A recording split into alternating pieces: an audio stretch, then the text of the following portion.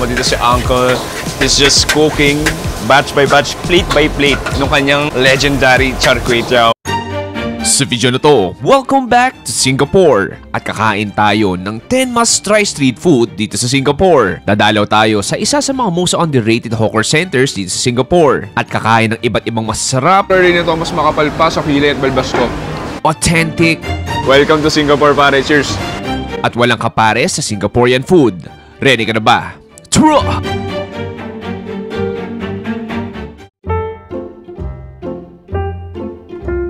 Singapore, isang islang syudad na bansa na madaming daanan. Just a tiny red dot on the map, yet a monumental story of transformation. In 1965, Singapore was thrust into independence, facing an impossible future. Mahina ekonomiya, no natural resources, and a multi-ethnic population. Pero ngayon, ang Singapore is not just living in the present, but is relentlessly preparing for the future. Mga higanting gusali at multinational na negosyo makikita mo dito.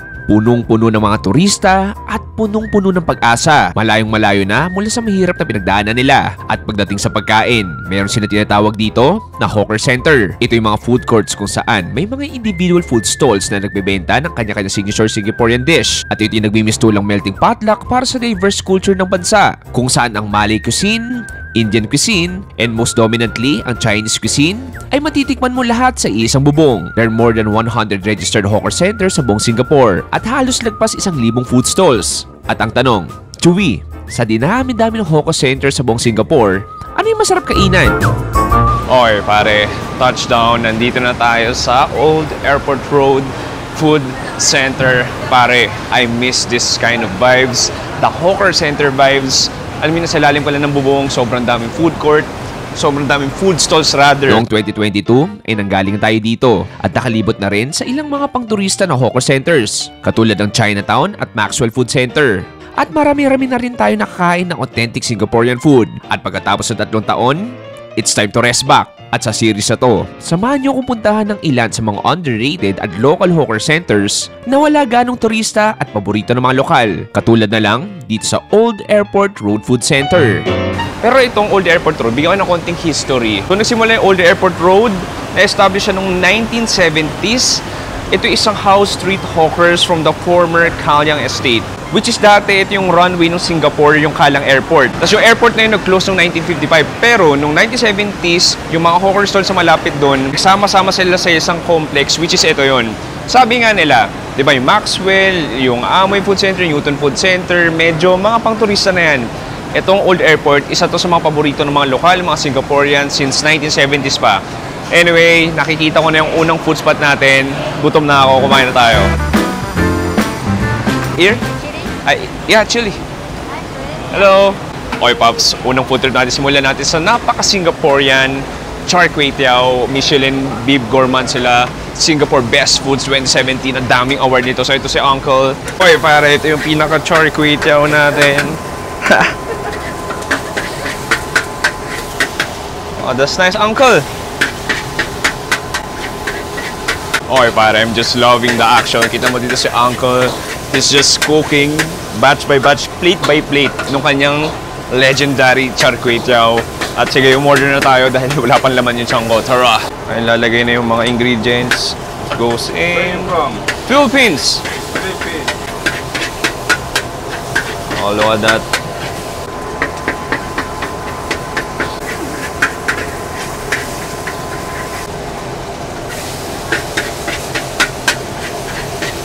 Thank you. I'm not very good. It's okay. Thank you so much. Okay, pare. Let's dig in. Kumain tayo ng char kway teow. Look at this. It's been a long time, pare. Sobrang init pa. So, may mga cockles siya. Yung flat noodles natin. May round noodles din siya. And so, makikita mo, may flat noodles siya. Yung typical na char kway teow noodles. Tapos parang may liver din to. May cockles. So, nakikita. Parang seafood. Yung itlog, nandyan din. Toge, meron din yan. Sige, pare. Kuha na tayo. Ayun, Pops, kuha na tayo. So that, welcome to Singapore, pare. Cheers. Oh, wow, manghang. Inanghangan nga niya. Ang sarap. Hindi ako magre-reklamo. That wokhe aroma, yung itlog, pare. May konting tamis. Ma-pepper din siya. And then yung atay, lasang-lasa ko. Yung noodles natin, ang daming texture. May soft, chewy, flat noodles. May round noodles. And then yung toge. nagbibigay na extra crunch. Ano yun? Ayun, gusto ko this time try yung ano, yung parang may cockles, para siyang clam. Yung nakakatuwa dito, sobrang bigat lang din eh.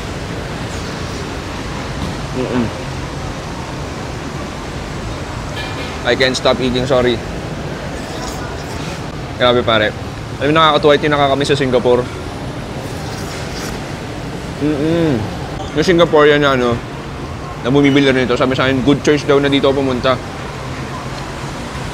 Kasi ano nga daw to, very local nga daw tong ano, food center na to. Alam ko, ang taas sa carbs nito, ang taas sa calories ito, pero ngayon ba kayo? Samahan nyo kumain.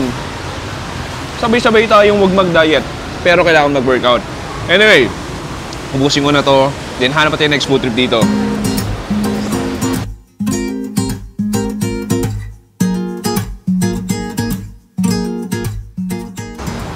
Having here, right? Yes, having here. Okay pare.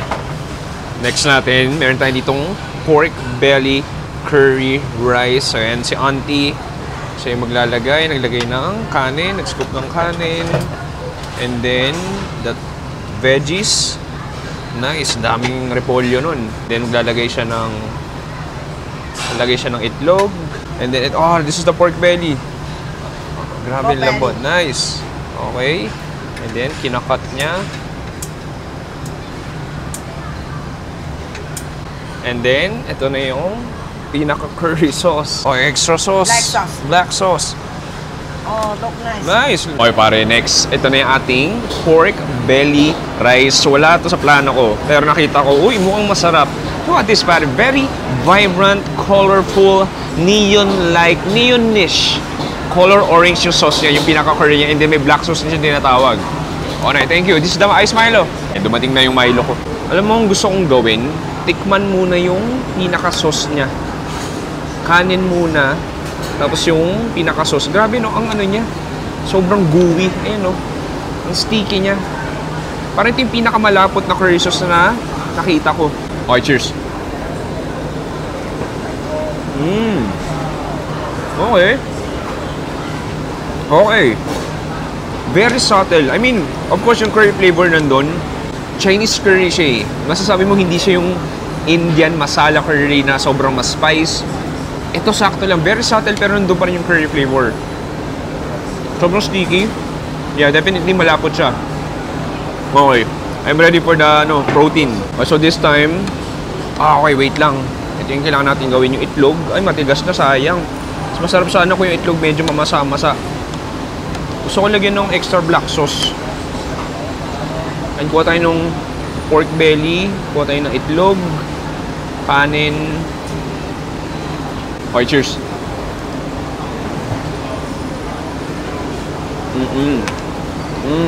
Oh, that pork belly. Ang sarap. Yung pork belly pa lang, malasa na. Basically, braised siya, matoyo siya. Sobrang lambot. Ang kapal ng curry, abe. Ang kapal. Yung curry nito, mas makapal pa sa kilay at balbas ko. Ang sarap. Wala marereklamo. Yung pork belly, sobrang lambot. Bagay na bagay ito sa curry. And then yung black sauce niya, parang lang siyang dark sweet soy sauce eh. Okay. Isa pa. Gusto ko try this time, maggulay naman tayo pampals konsensya. Yung gulay natin, lagyan natin ng curry. Cheers. Alam ko yung magiging lasa niya. Basically, parang sinabawang repolyo lang din. Panalo. Wala akong masabi. Sabayan mo pa yun ng very ice cold Milo. At gano'n, ang sarap ng Milo pag nasa Singapore at Malaysia ka. Iba yung sarap niya compare sa, alam mo, magbibili ka sa 7-Eleven. Sarap. Isa pa. Alam mo, isang challenge lang dito. I mean, masarap, malaki portion. Pero, if ko compare mo sa Pilipinas economy, Pilipinas prices, medyo may kamahalan siya. Anyway pare, may mga ibang nagsasara na, pero marami pa naman bukas. Proceed tayo next food trip. Hello,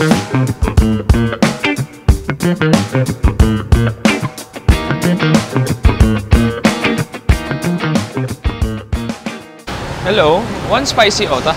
Okay pare, next, nakita ko tong sikat din to. Ito yung Hong Lim Curry Puff. So basically, para siyang empanada. So yung laman niya, pinaka-curry. Tapos may 4 na flavor sila. So yung pinili ko, ota ba yung tawag niya? Ota. Spicy ota. Bahala na, tingnan natin. Okay. So para siyang ano,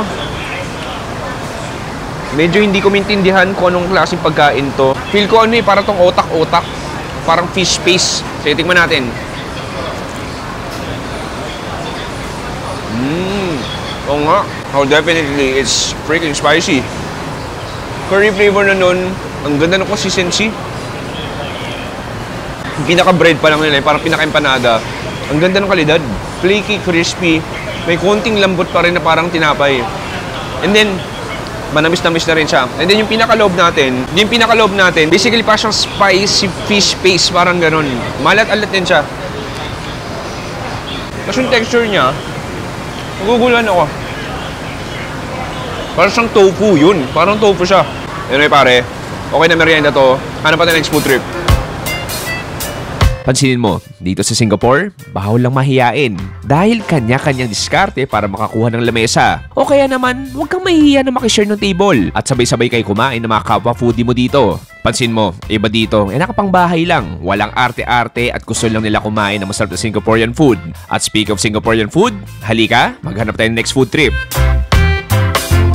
Okay, next, nandito tayo sa legendary Nam Sing Hokkien Fried Mee since 1960s, Paps. Yung medyo luma pa yung airport road noon, yung airport food center, nandito na rin talaga sila. Iba pa yung pwesto nila. So, legendary na rin to, generation by generation na napasa-pasa ng binibenta nila, tinatawag na Hokkien Fried Mee. So, basically, para siyang bihon na merong puset, na meron ding hipon. So, ini-stir fry siya. So, makita mo yan si Master nasa loob. Tuloy-tuloy luto niya, mabilis yung turnover. Para na siyang makina na alam na yung ginagawa kada segundo.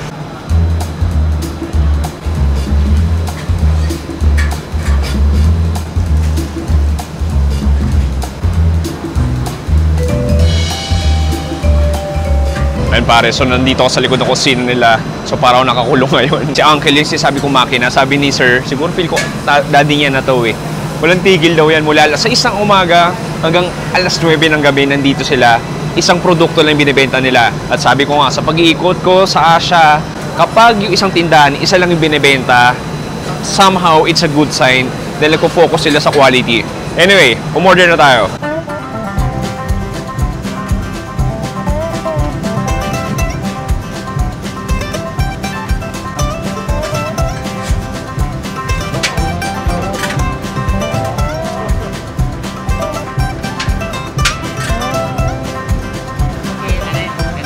Thank you so much. Thank you so much. Okay, pare. Let's dig in dito sa ating Hokkien Mee. Ang babait ng may-ari.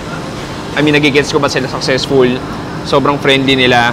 Anyway, let's dig in. So, makikita mo may dalawang klase na noodles dito. May bihon, tapos yung pinaka-egg noodles. And then, may mga big slices of shrimp. May slices din ng puset.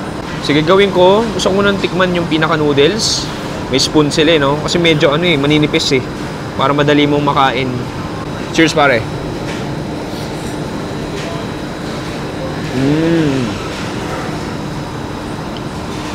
Wow. Lintik sa sarap. Ay, grabe. Ang ganda nung pagka-blend ng itlog.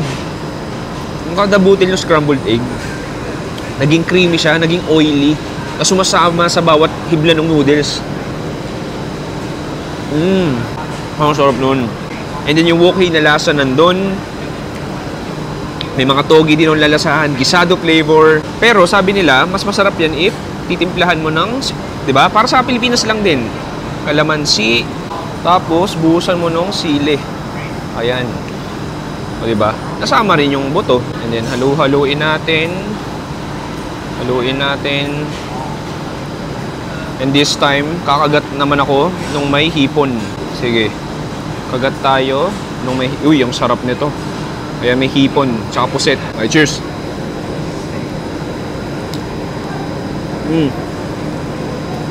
Hop. Kaya, nung dinagdagan ng patis, parang mas kailangan nga siya ng patis.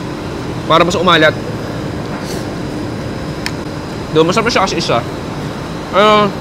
Kung ako lang, tama. Magandang may patis. Di sili, bibigay extra hang. Suwabe pare, ang simple lang pero suwabe.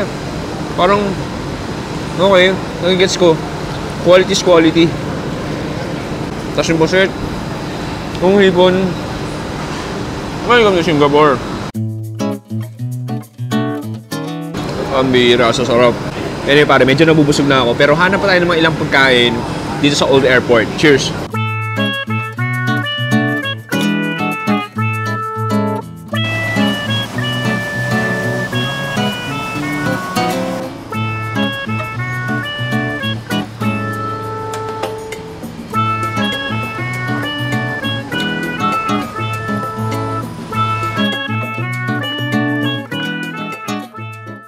Okay, Pops, ito na natin Nyonya Chendol. Isa tong award-winning chendol. Ang chendol, basically, para siyang halo-halo nila.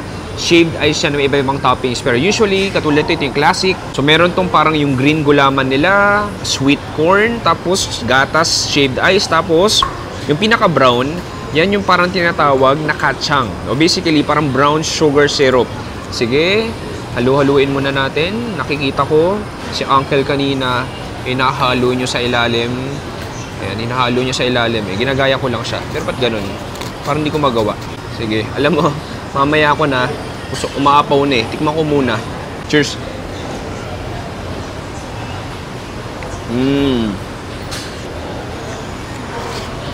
Ang refreshing.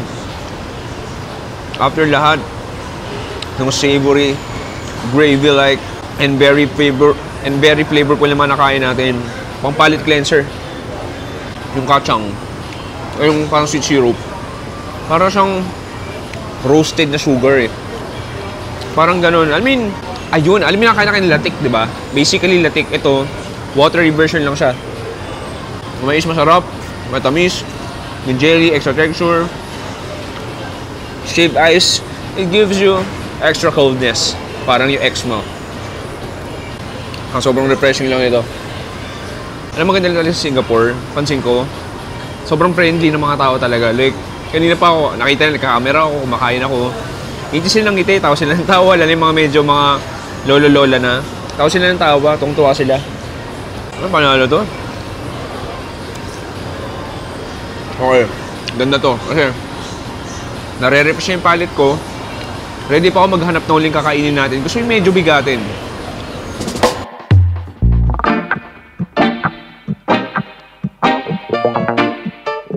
Okay pare, so habang naglalakad kanina, may nakita ako sa HK Bakery. Ito, meron silang pastry dito na tinatawag na. Ito yung tinatawag na honey roasted pork. Tikman natin.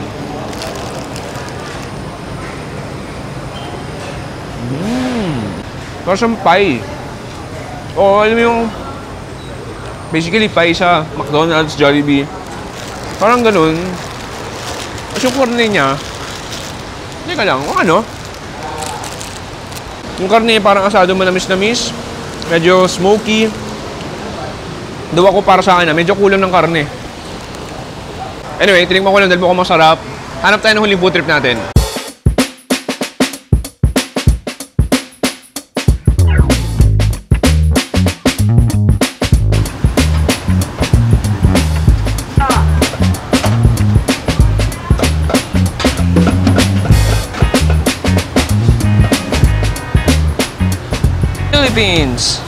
Philippines. Can I have one coriander? One? I take? Just one? Okay. Sesame. Thank you. What's that? Nut? Okay. Little. Thank you. Thank you. Pare, last food trip. Bigatin to pare. Look at this. Braised duck rice. Siyempre nasa Singapore ka. Tapos natin ang braised duck rice. Anyway, may free soup yan. Tikman natin.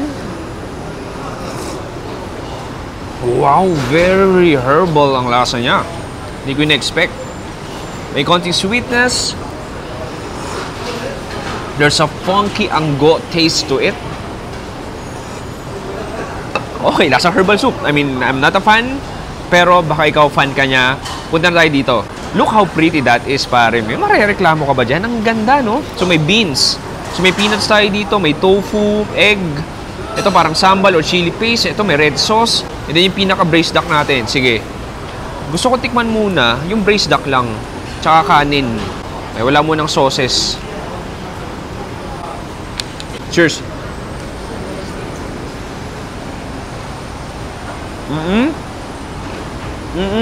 Moist, tender, juicy, flavorful. Kahit yung balat moist na moist, sarap. Okay, this time, haluan na natin ang mga sauces. Ito meron tayong chili. Ito meron tayong chili.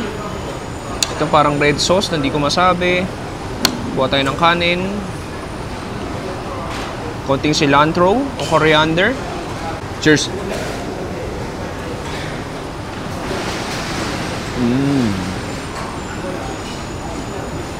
Oh, wow! Oh, wow! Taksil. Ang anghang niya. Woohoo! Bawal siya sa weak shit. Manghang. Like, Thailand anghang. Ganun yung chili niya. Pero masarap. Medyo garlicky lasa no. Mag-garlic Tapos parang may toasted na flavor din. Ang sarap nito. Kasi coriander, nagbibigay ng extra bango. Diba sa Philippines may hawker chan, may eat fresh. Ito iba yung atake niya. Iba yung pagka-braised duck. Parang, alam na natin yung gantong flavor ng braised duck. Hindi siya sobrang how do you say this? Hindi siya sobrang star anise. Hindi rin siya sobrang flavorful, pero masarap. Sana na-gets ngayon? Alam mo, minsan may mga pagkain na minsan sobrang malasa na minsan nakakaumay. Ito hindi. Sakto lang din talaga. Saan laking tulong ng coriander? Tapos malaking tulong din yung coriander. Sige, kuha tayo ng itlog. Kuha tayo ng parang tofu nila. Konti ng chili. Dahil manghang pala yun. Tapos kumuha rin ako ng mani. Cheers!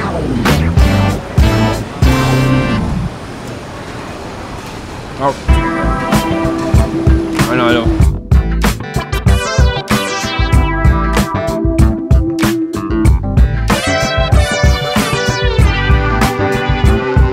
Oy! Pare, dito na nagtatapos ating first episode dito sa Singapore, dito sa Old Airport Food Center. Ibang klase. Alam mo, no? Kung mapapadayo ka ng Singapore, it's a must-try na bisitahin itong mas lokal yung vibes. I mean, yung mga pagkain, may makakain ka rin sa ibang food center. Pero syempre, iba-ibang style, iba-ibang flavor, iba-ibang recipe. Dito, so far, yung... hirap, wait lang Siguro yung paborito kong nakain ngayong araw, yung char kway teow, yung pinakauna. Tapos yung Hokkien mee, o yung parang bihon na may kanton. Minsan yung mga gusto kong pagkain sa Singapore, yung simple lang, hindi gano'ng komplikado, pero nag-focus sa quality. Ibang klaseng sarap. Yun nga lang, Paps, sabi ko sa inyo, dito sa Singapore, hindi sobrang kamura yung mga pagkain. Pero syempre, you're paying for the quality. Iba yung economy nila, mas mataas sa atin. So kung suma total ang ginastos ko sa mga pagkain is 1,292 pesos. Diba, medyo pricey na rin siya compare sa Thailand, sa Vietnam. Pero pare, you're in Singapore. Maraming salamat sa panonood. Ako si Chewy. Wala pa ganong tulog dito sa Singapore. Nagsabing stay safe. Good night and goodbye. Bang. It's time to sleep. Hindi pwede. Mag-workout pa ako. Ha! Okay ka ba? Ayos. Check our channel, Another Chewy Show. Subscribe!